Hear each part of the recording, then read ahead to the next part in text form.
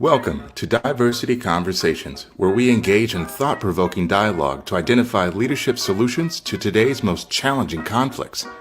Stream live each week, Saturday 9:30 a.m. to 11 a.m. Hosted by Diversity, Equity, and Inclusion Strategist and CEOs Eric Ellis and Tommy Lewis.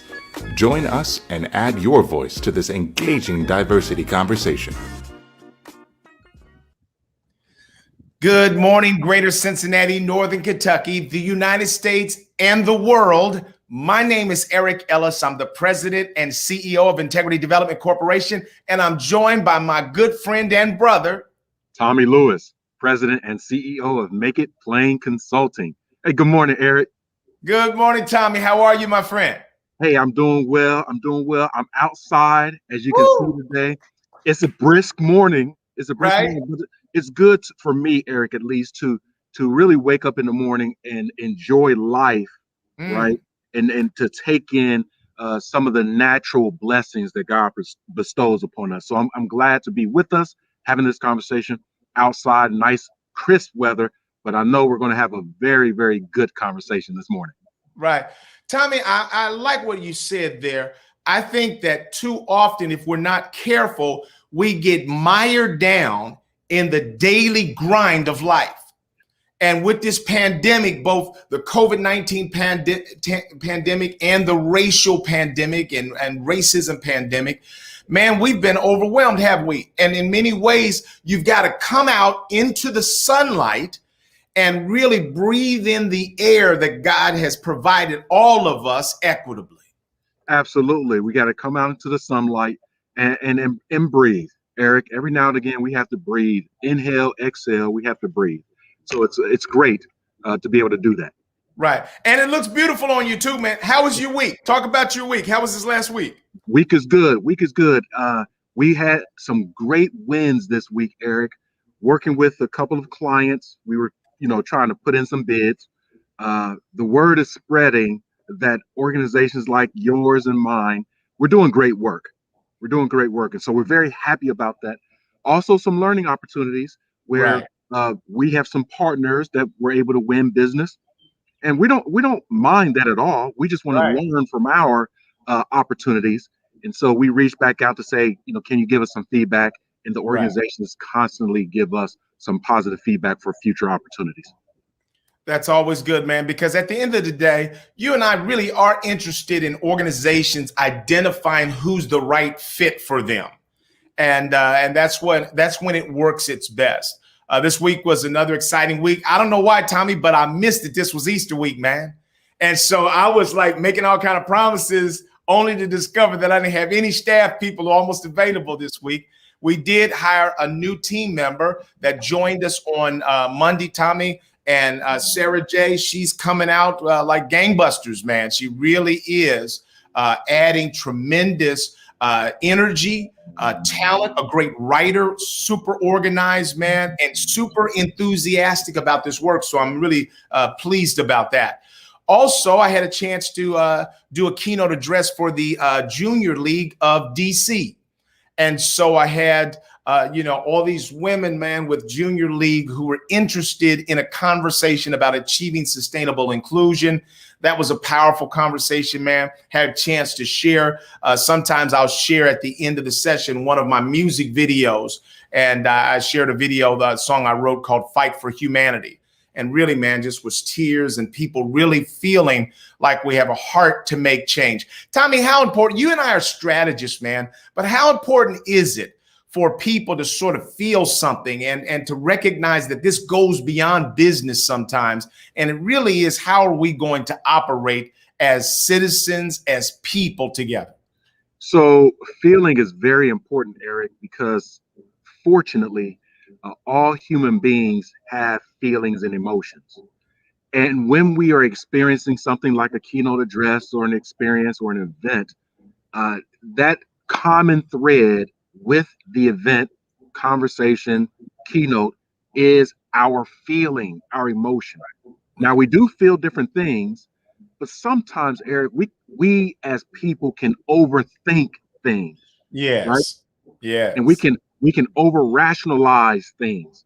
And so it's important that we level set to say we are all human beings, right? And let's care for each other as human beings. And part of that is from the emotional or feeling perspective. Right, right. I love that, Tommy. Thank you for that. The other thing before I introduce our guest is I've got a wonderful client in Louisville, Kentucky, the Louisville Water Company.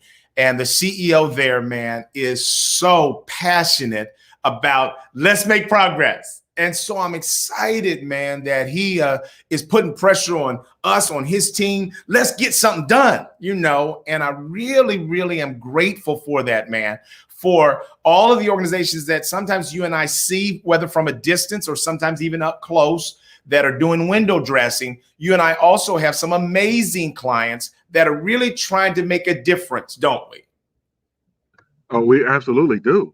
Right. And also, I'm so excited about those clients as well, trying to make a difference because what I've been seeing, Eric, is from the leadership down through middle management, right, all the way down to the individual contributor, as well as those employees, associates, communities that they serve who have not yet been a part of the organization.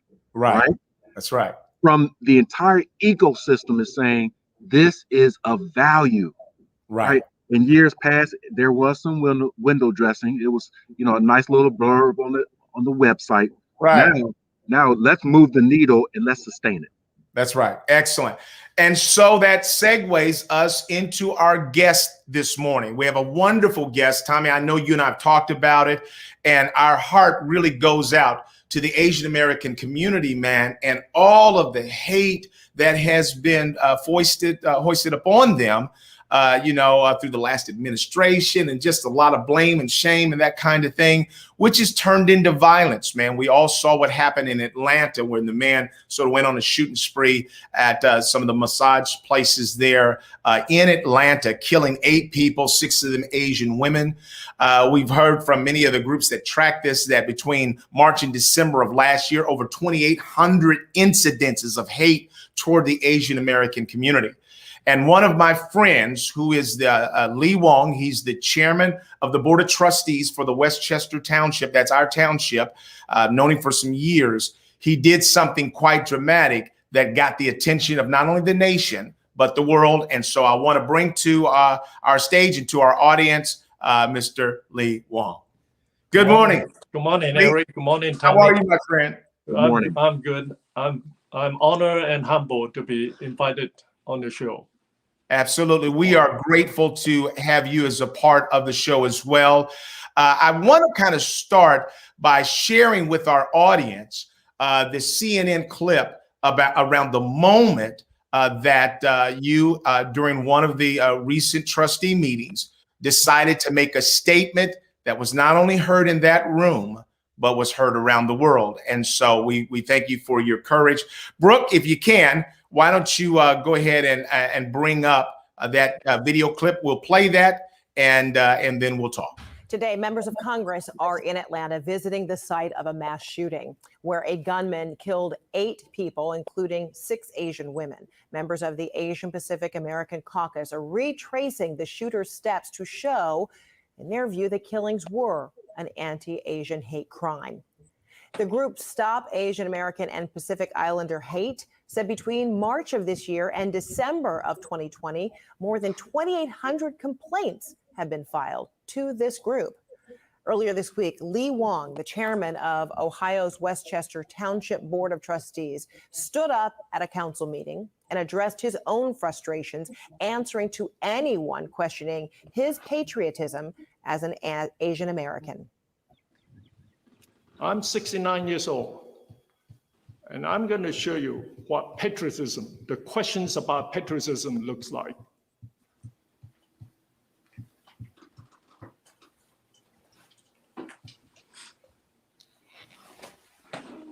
Here is my proof.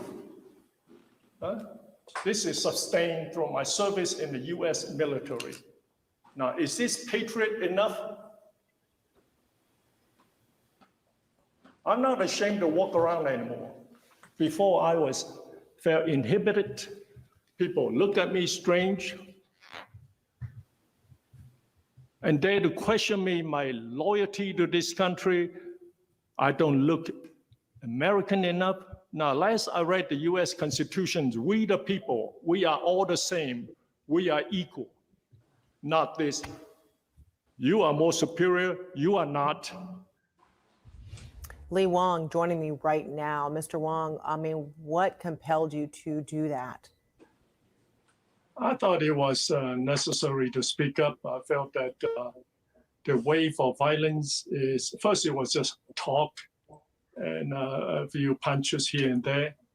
Then there's Atlanta shooting, that gun, that violence, that really bothers me. That I sat in a restaurant and I look out, I say, well, what happened right now if someone walk in here and do the same thing and target Asian Americans who are just law-abiding citizens sitting there, have lunch, and got attacked. And we feel unsafe. First time I feel very, very insecure. And before that moment of standing up, taking off your shirt, showing people the scars of your military service, and when you had heard offensive remarks to you, when people have dismissed you or questioned your patriotism before that moment, what did you steel yourself in doing? How did you handle it, contrary to what you just did here? Well, in the past, for too long, I just kept it and take it in silence for a long time. I just pass it on. Maybe he has just brush it off. Maybe it was sometimes passed on as a joke, or sometimes it's serious, or making fun of my features, the father and son, and all this. But then it's getting worse and worse. That more of this come to tell me that I don't look American enough. I'm not patriot, whatever, all that. Mm-hmm. There was silence in that room when you made that statement, visually and verbally. What did people say afterwards to you? What kind of reception did you receive? What did you read out of people after that? Well, at that time, I think everybody was shocked. Even I didn't know I was going to do that, take my shirt off. I was just in the heat of the moment. I ripped my shirt off, show my scar. I thought I need to show them what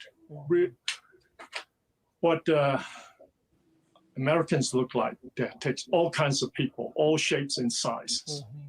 Well, I'm sure you opened the eyes of many, even if many didn't say anything verbally to you. Lee Wong, thank you so much for sharing your story. Thank you for your service. Thank you for your courage. Thank you so much. Well, Lee, that was powerful, man. And really, tears are coming to my eyes right now as I think about the things that people have to go through. As you reflect on even that interview, what are some of your thoughts? And maybe you can kind of take us back through that evening and what was sort of going through your mind that compelled you to say, this is the story that I need to share. Yes, I felt that it was, I need to say something that night. I wasn't really prepared for it, but when it came to my turn, I was conducting the meeting, presiding the meeting. I had to focus on it. So I got other things in mind. But when that came up, I know I have to say something. It's just something because so many things are penned up inside me. People approach me, my personal experience. Some lady with their friendly faces come up. Wow, when did you not love in America? What? And so when that came up, so I started to say something, maybe try just nicely say a few words gently. Then that everything penned up in me came out. So at that moment, it was getting very emotional, and I don't know what prompted me to get up. And my wife been after me for 40 years to take my shirt off, let the sun in. I never would, and I was surprised I did that. Right. So anyway, I felt that I didn't answer one of the questions from the CNN tape. Is the reaction has been overwhelming from the world, and I learned that but they shared equal pain with me. Yes. Everyone, including you, Right. that saw the video. I didn't Yeah. realize how powerful it is Yes. until I went back and looked at it. Like, wow. Right.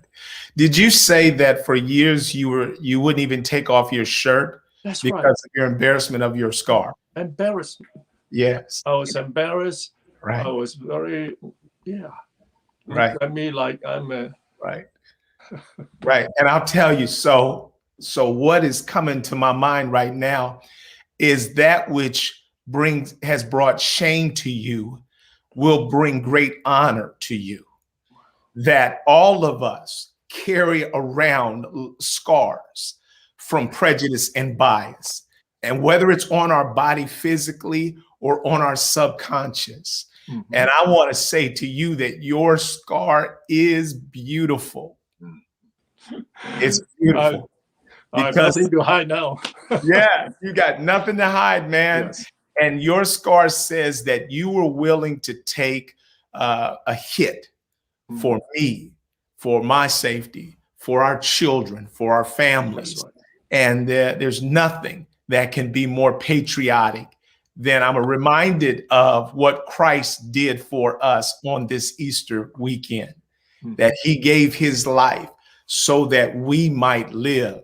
And you were put in a situation where you were willing to give your life for us.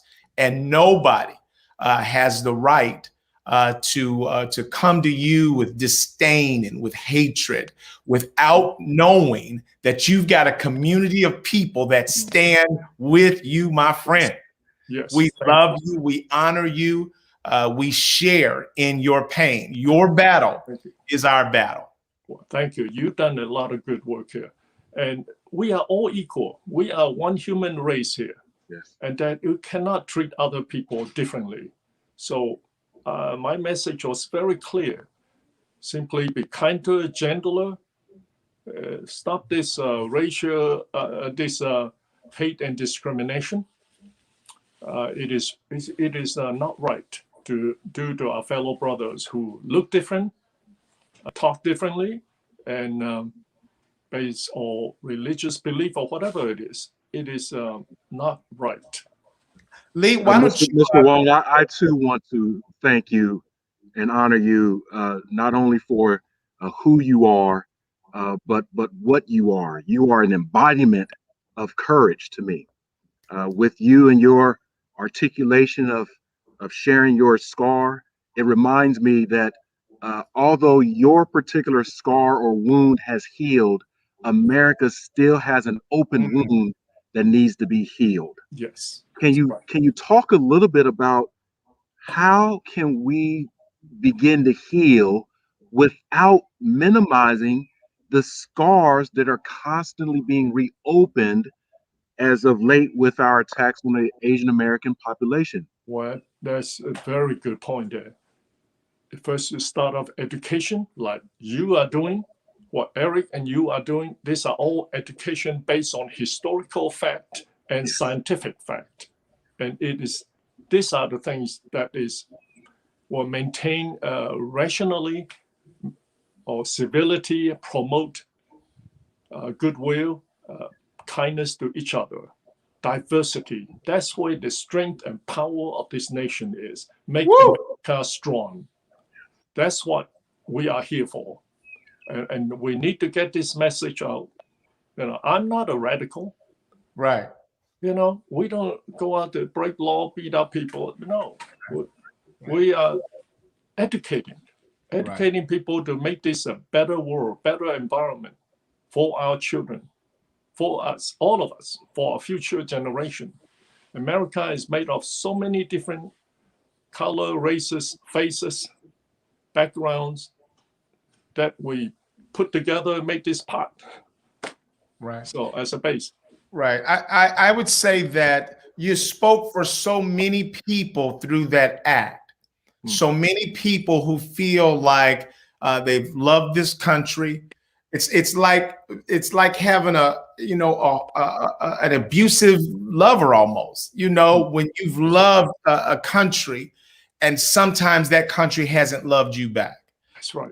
But I would say, and I think that this is one of the points that you made, and I want to underscore this, that there are far more people that can love us than hate us. That's And correct. I think Absolutely. sometimes we can get out of bounds with thinking that the haters lead the day. I was so moved by so many of the people that spoke on that thread, man, that thanked you in tears, thanked you for your service, thanked you for your courage.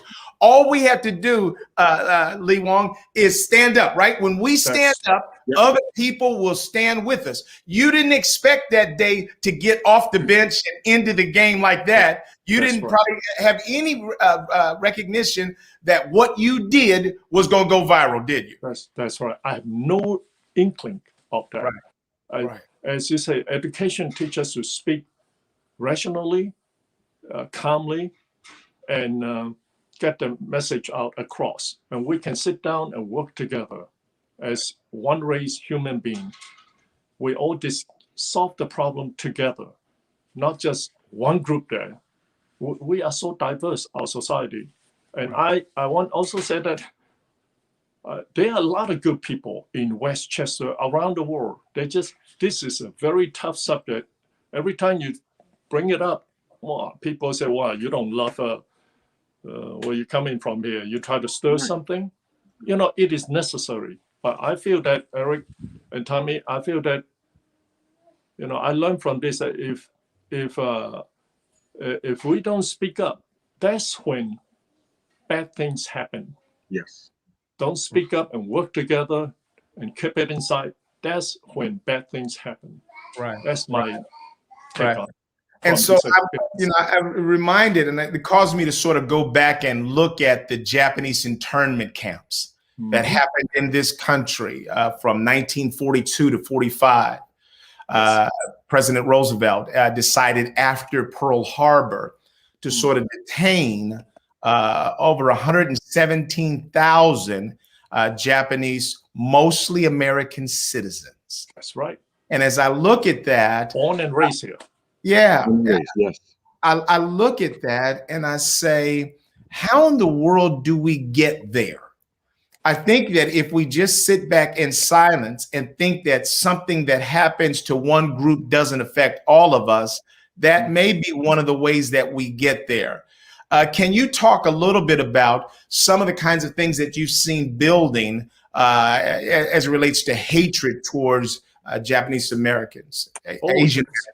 I had the privilege to serve with many Japanese Americans whose parents were in the internment camp. I even met them, like Terry Tanaka in Washington State, all this fellow. And I have to bring this up. I received so many emails from all over the country. A woman from Alabama, African-American woman, excuse me, I brought this up, that she told me that her great-grandfather was from China who built the railroad in America. And what is interesting is that she told me, she said, they were not allowed, this started way back, they were not allowed to marry any Asian, not allowed to bring Asian women over here, not allowed to do all that. Only so he married an African-American, take as his wife, that's her grandmother. Right. And isn't it interesting? Yes. The roots here go way back. We are so in this, intertwined. Right. And that you talk about, this started, racial thing started a long time ago, this issue. Right. And we must have inclusion, do it right, not just shut them out and blur the history. Right. And talk about, I want you to talk for a minute because we often say military service, veteran, thanks for your service.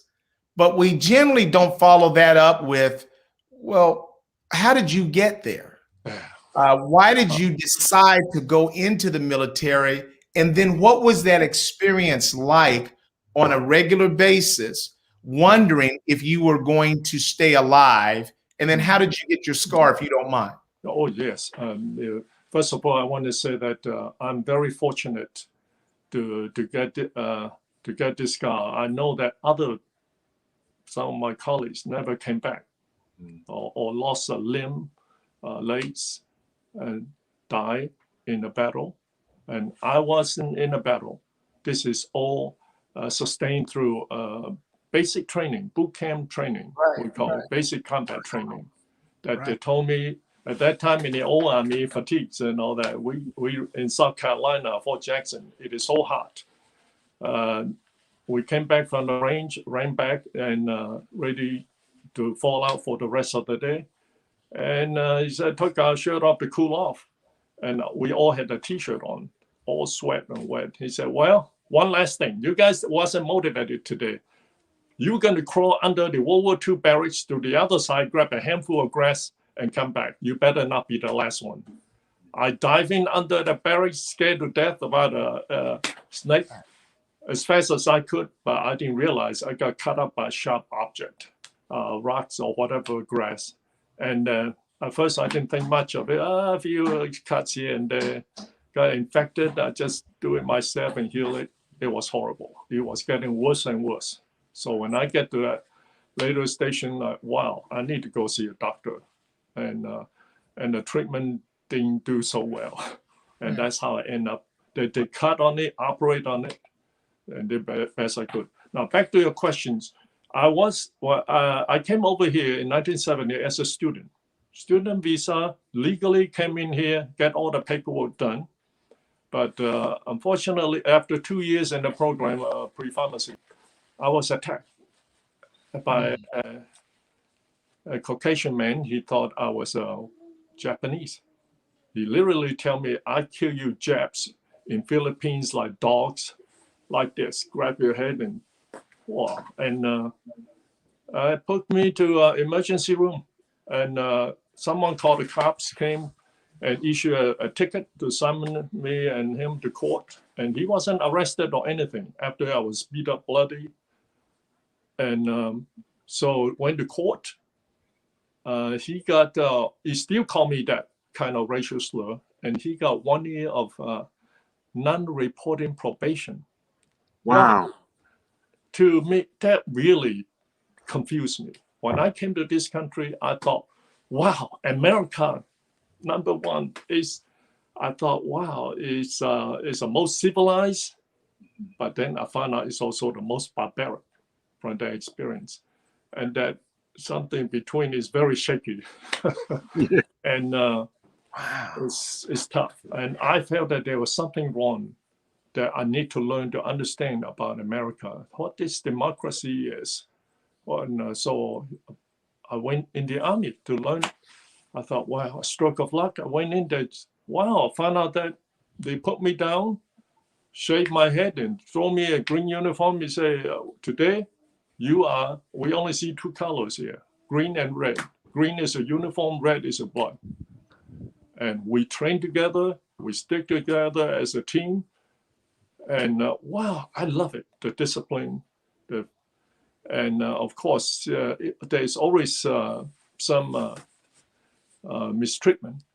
But in the army, if you don't like if you have a bad boss or someone who treat you real bad, at least you get transferred. I get transferred or he get transferred after 2 years. Right. But that didn't solve the problem. Okay. So it's just, okay, I tolerate it, but I love it. I excel. I get my mind back to study, reshift it, and got all my education through the Army system. They pay for it. Right. And, so let me slow this down just a little bit, because I always like to do this for our community. Yes. We have a community of people that follow us, and I'm gonna ask the community if you've got questions, comments that you want to offer to Mr. Wong. Please feel free to weigh in. We'll be open to that, and we'll stop and give your question priority. Please do. But let me just get this straight. So you're walking around and you are a victim of a hate crime yourself. That's right. Forget looking at the data and the statistics. You were a victim of a hate crime yourself. That's right. The person gets off with nothing. And then your response to that is that you're going to go join the military to make a greater sacrifice for this country. That's right. And that right there is an act that is so uncommon and it's so unknown. It's those stories that are not even known, recognized, or appreciated. We all want to say thank you for that. And then to talk about the experiences. And obviously during that time, you probably were experiencing all kinds of unkind things from time to time when you were in the military. But you've chosen to reflect upon the positive lessons learned and things gained from that experience. How is that?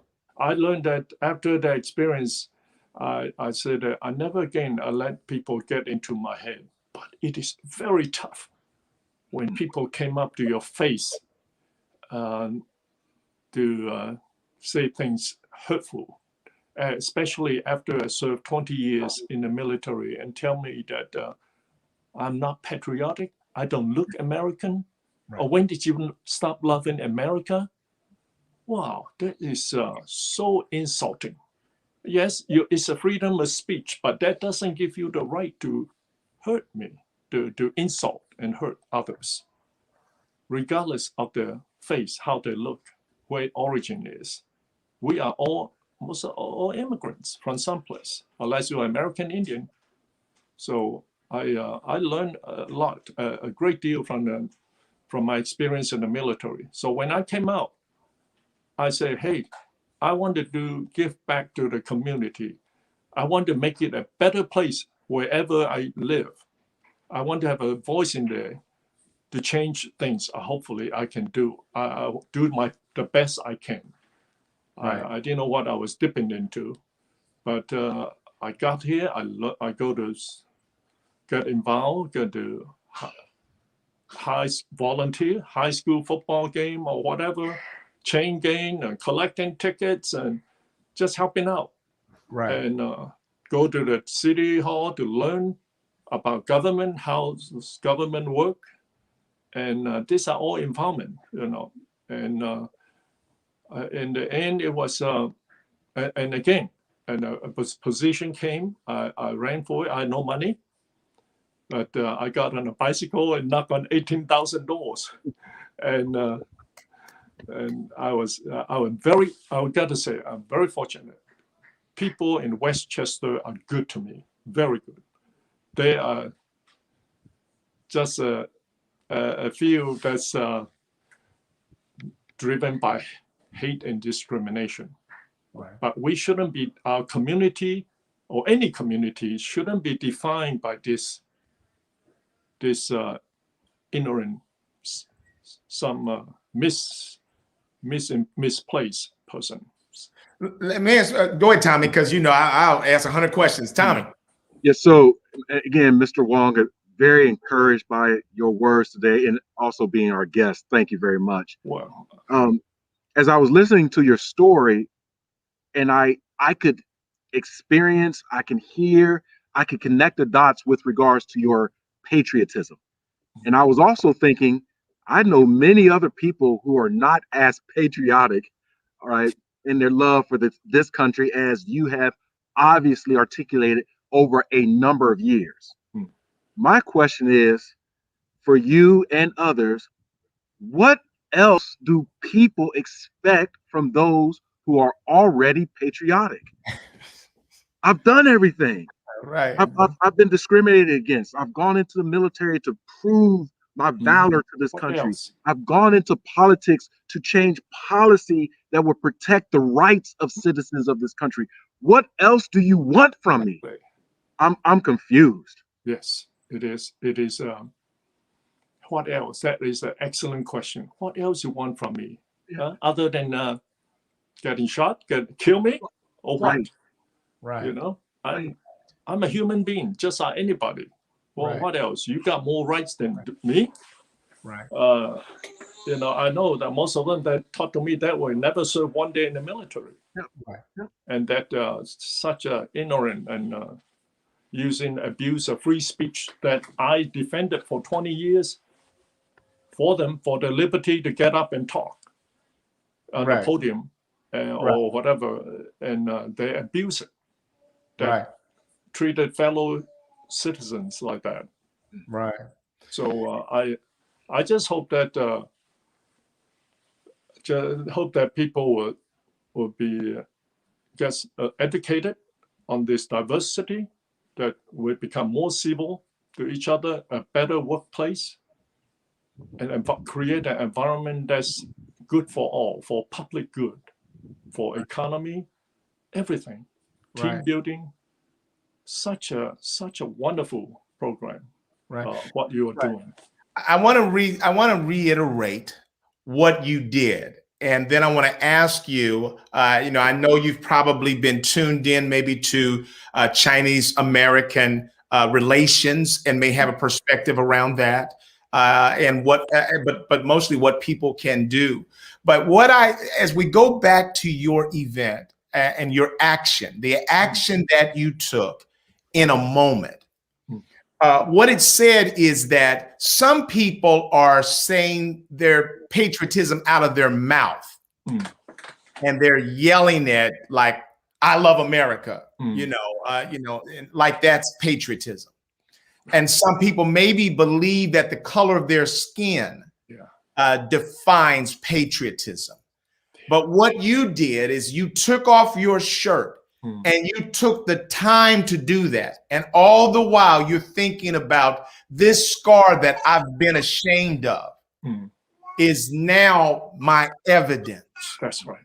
That's my evidence. In a court of law, and I'm called upon to show evidence of who I am.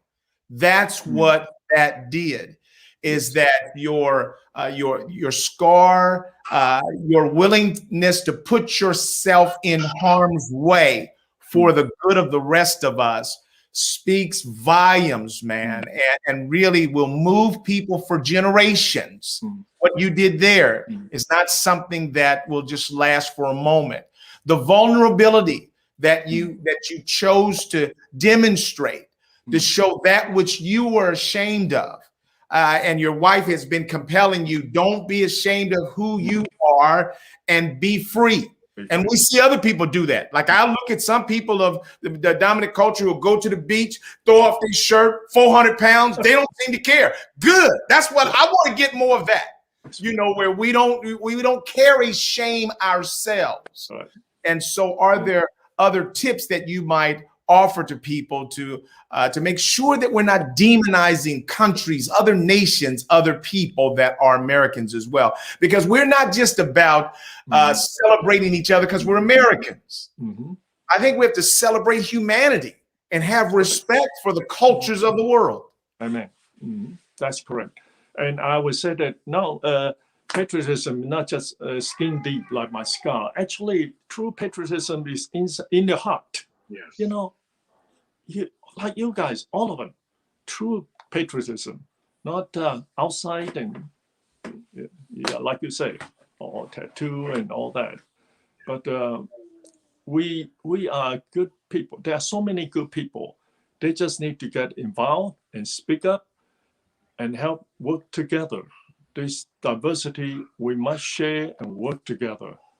Otherwise, you got a few loud voice screaming, yelling, and got all this attention, create all this tension, and then, bang, Atlanta. I could feel that solid coming. I felt if I don't say something at that time, it's coming. It's like a drought. You don't see, but you can feel it. But when the drought hits, too late. The tree dies already. You got to start watering that continuously. Hey, it is coming. The signs are all there. East, West Coast, all this Asian crime that was just reported. There were more than that, over 4,000 at least. That were just reported. Right. And hate crimes is very hard to prove in court. So we hoping that through my little video action that we can ask the Justice Department to to define definition of hate crime and to make it easier to prosecute. Because so many of them, I could tell you, most of them that committed the crime, they already are walking the streets. Yes. Let them out and then come back for trial later and give a slap. That was it. Right.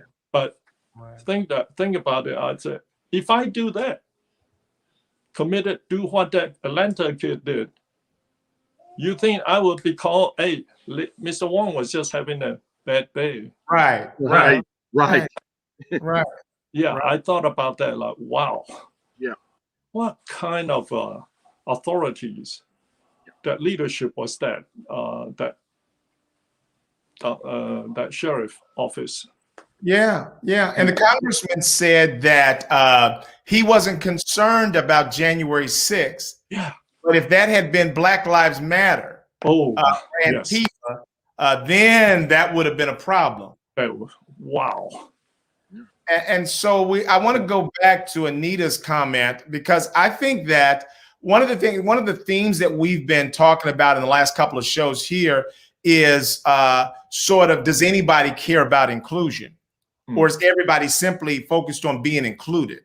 And so I would say to you, what can African Americans, Asian Americans, Latinx, the Latinx community, what can whites and others do other than sort of respond, to negative events that occur? What are some ways that people can be more supportive of the Asian American community in these moments with hate towards that community sort of on the rise? They need to speak up, involve, get in, speak up, not tone deaf, be sensitive. What's going on? I was surprised. No one in Butler County said one word about it, about the Asian hate crimes or whatever. That I was very surprised. So I've been asked, hey, please help us. We've been attacked. People come in the restaurants here, attacking us, verbally, down in Oriental Walk, over 100 incidents. That even vandalized the place, death threats, and it is just mind-boggling. And that no one even mentioned, just casually, never mentioned one word, just quietly. So this is so discouraging yet encouraging at the same time, because I'm thinking that the silence can be so loud. Mm-hmm. So when the silence of a community that doesn't speak up for the humanity, for the protection of all citizens, for actually speaking up against acts of bias and hate, be it physical hate or verbal hate, just the energy of hate. When we don't speak up in one way, shape, or form against that, we are compliant to that. Right? I read the best one of the response I got was a Prime Minister of Australia, Kevin Rudd. He wrote something that really resonated with me. He said that silence is consent to racism. Wow, so beautiful and powerful. Silent is consent to racism. So we need to speak up, work together, get everything. Hey, be kind, be gentler to each other, but it's not an easy road, but you got to start someplace. Right. This. Like what we're doing here. And invite you guys, experts in there to educate a police department, our school, corporation. It's all needed to be reminded, hey, again and again, that what's going on and need to be updated. Right. Let me ask you this. What is it in you, and what advice can you give to our audience around maintaining your humanity when you're under siege, sometimes by hatred? Because at every turn, when you've had a justifiable reason to be bitter and to return hate for hate, you've chosen to return hate to return hopefulness, love, respect, That's right. and courage to hate messages. What is it in you that compels you to do that? And what can you share with our audiences, who some of them may be feel victimized as well or marginalized over most of their lives? Yes. We, I'm not a very, I go to church, I'm not religious, Right. but I think church, the Bible taught us a lot of good things. Every religion taught love, respect, your neighbor, and all the values are good values written, but we need to practice it and don't deviate or let some politics get involved with religion, and that's it's not right. And I don't think Bible's God was intended for that, the Bible written. Our Constitution was written beautifully. Oh, so beautiful. But as you can see. Right. We still got challenges. Tommy, any other questions that you have? Yeah, I just have one last question here. I want to again say thank you for spending your time. I'll take one last question. I have to go yes, without indeed. engagement. And so I know that our listening audience has been hearing some things. We hear some young voices in the background with you potentially. What energizes you? What makes you happy, right? Even in these difficult times. Wow. I'm happy to see a smile outside, people talking to one another, able to talk freely. I go down to the park. Wow, I saw different colors there. It's so wonderful. Our community at the playground. I took my grandson down there. Wow, I stand over here to watch your grandkids. You stand over there to watch mine so they won't fall off. Wow. It is just wonderful. Instead of, you are different, I'm going to keep you away. But positive. I think my message is all positive, nothing negative about it. Yes. All I say is, hey, we got to be more, love one another, be kinder, gentler. That's all it takes. And to work together, be deeper, love to one another. So world peace. Right. Well, that's an awesome message. I'll tell you that you are beautiful this morning. And you're beautiful because of what's coming from your heart and the light that's being shined through your eyes. We can see that you've not allowed hate to snuff out the light that's inside of you. And for our audience and for people in this community, in this city, state, country, and around the world, we say we honor you. We thank you for your courage.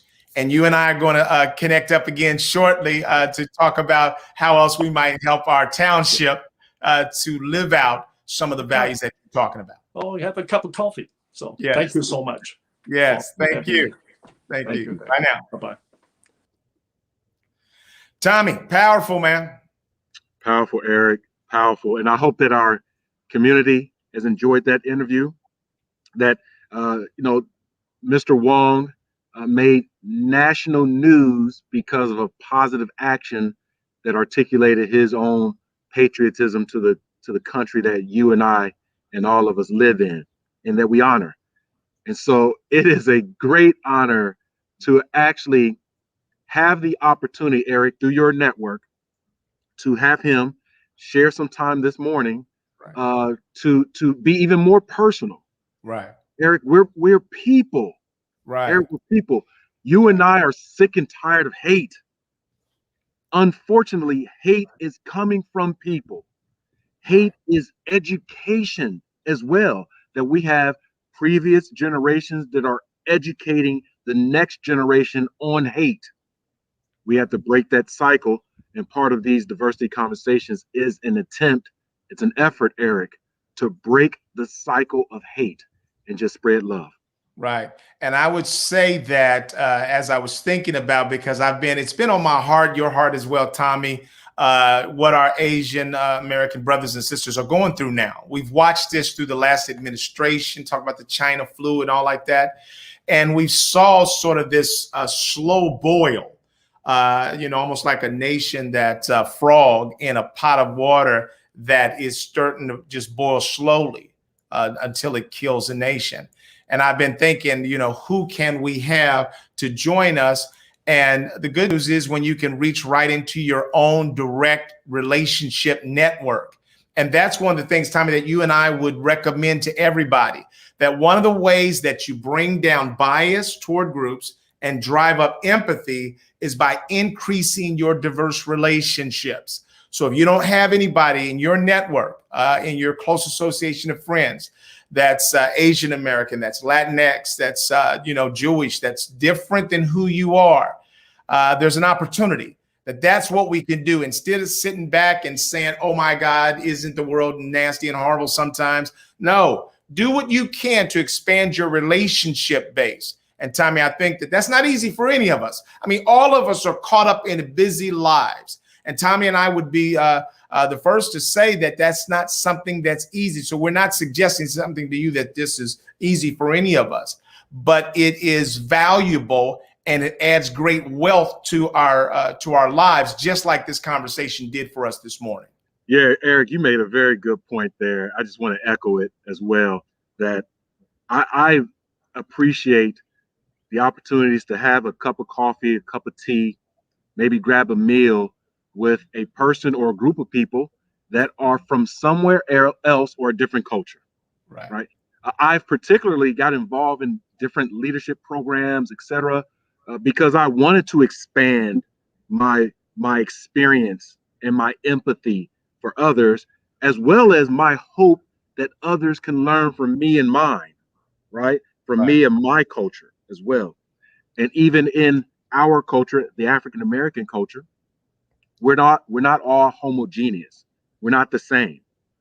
So I want to extend that same empathy for our Asian American population, that not all Asians are the same, right?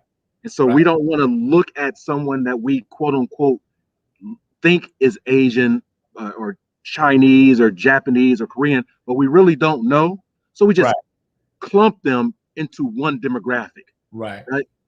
I believe that the first step is to have that personal connection with another person of difference, right? And then have another connection and build those 6 degrees of separation or 6 degrees of connection, and then expand on that. Ultimately, here's my dream, Eric, that we know that in society, we can talk with each other, work with each other, maybe play with each other from afar, right? At the playground, at the opera, or any other cultural event. That's one thing. Right. The other thing is, who do you welcome into your home? And so that's the other challenge that I would like to extend.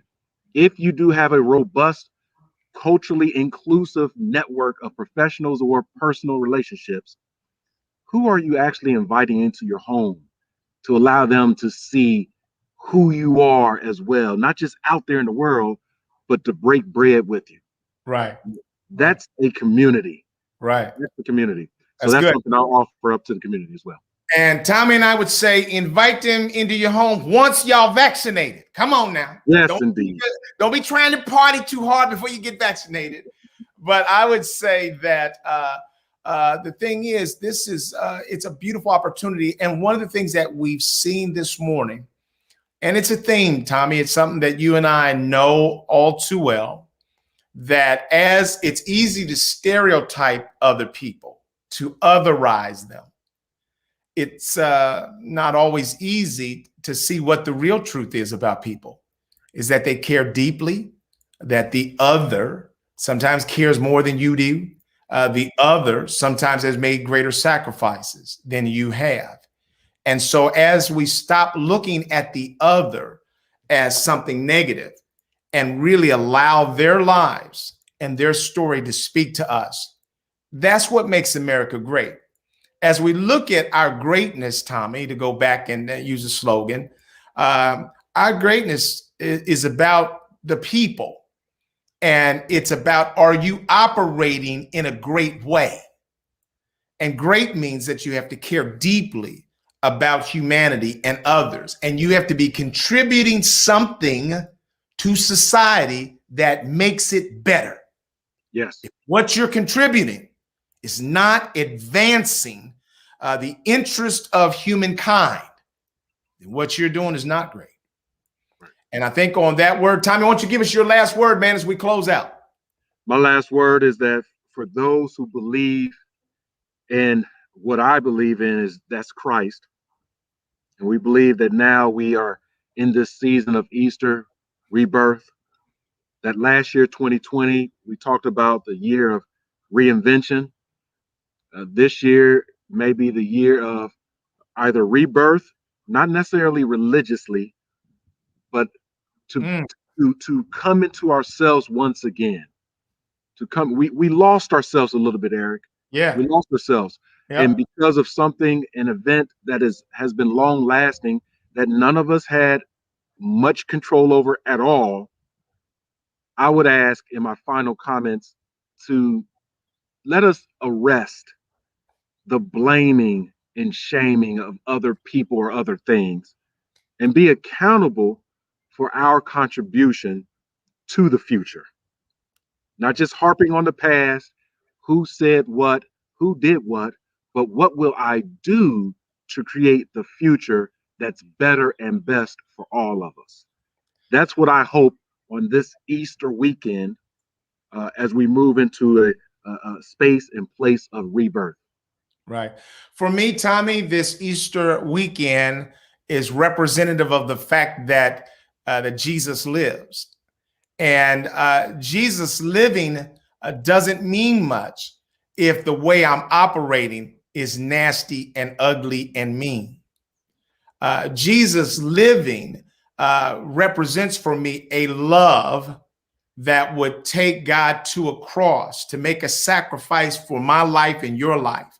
And so that's what you and I want to do more than anything, is really let our lives be a witness to our faith and our love speak loudly to our relationship with Christ. Not our mouth, but our actions. Yeah. And because we have feet of clay, you and I aren't going to be perfect in that, are we, Tommy?